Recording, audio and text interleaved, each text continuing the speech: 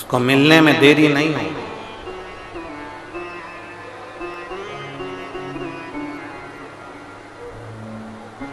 शिव रहस्य उस पुस्तक में लिखा कि जंगल एक घना जंगल है, उस घने जंगल में बहुत घने जंगल के अंदर बहुत घने जंगल,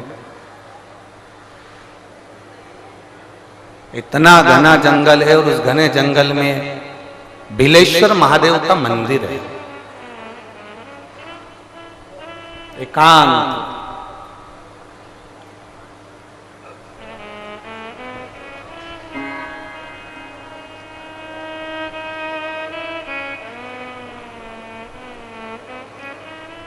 और जब बिलेश्वर महादेव का मंदिर है तो उसके पास में, जंगल के पास में जो गांव था, गांव में बहुत सारे ब्राह्मण रहते थे।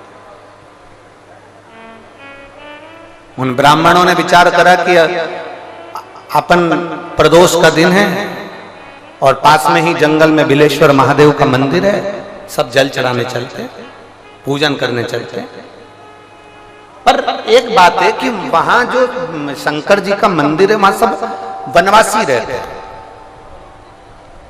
सब आदिवासी, सब वनवासी, वन में विचरण करने वाले, वन में रहने वाले रहते। और उस मंदिर में कोई पूजन नहीं करता है। इतने में एक ब्राह्मण बोला कि मंदिर में पूजन तो होती है पर वही वनवासी करते हैं, पर उनको पूजन करना नहीं आता। किसी ने पूछा कैसी पूजन करते हैं, तो कहने लगे जैसे हम तांबे के लोटे से जल चढ़ाते हैं, भगवान को भोग लगाते हैं, बेलपत्र चढ़ाते हैं। वो वन में रहने वाले, उनको कोई मालूम नहीं है ना, तो वो क्या करते हैं कि उनने चमड़े का एक जानवर को मारकर उसकी खाल को, चमड़े का एक बैग तैयार करा है, उस बैग में जल भरते हैं और चमड़े का जल शंकर जी को चढ़ा देते हैं। किसी पशु पक्षी को मारते हैं, उसका मांस उठाकर भगवान को भोग लगा देते।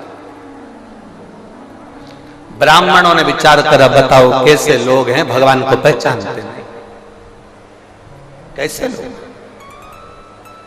भगवान को जानते नहीं।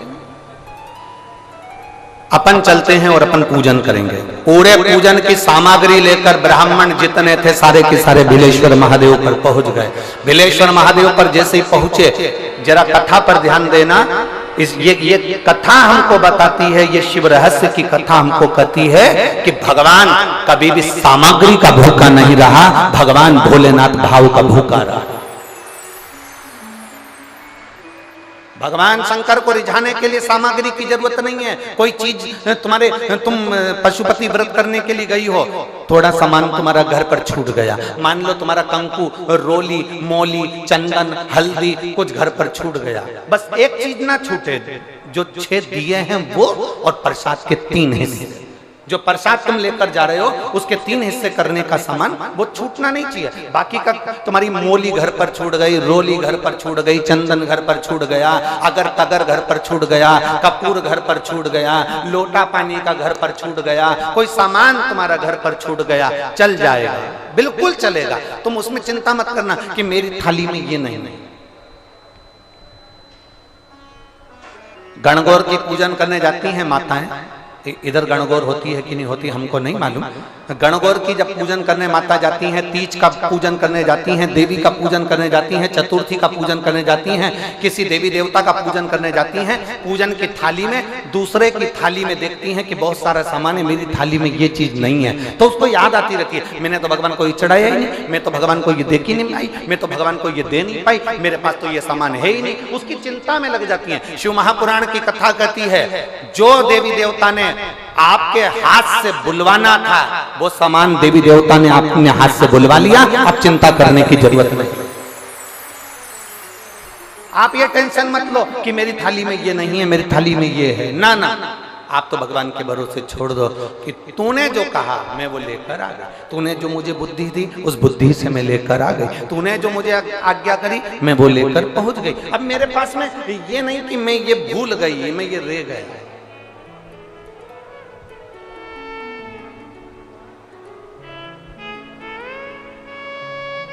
महाराज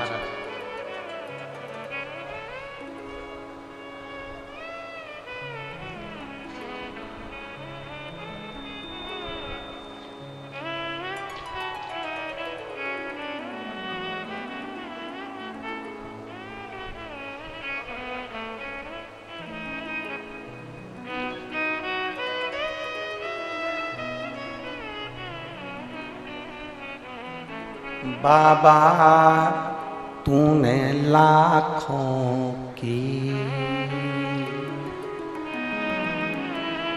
तकदीर संवारी है, बाबा तूने लाखों की तकदीर संवारी है, इतना मुझे बतला दे,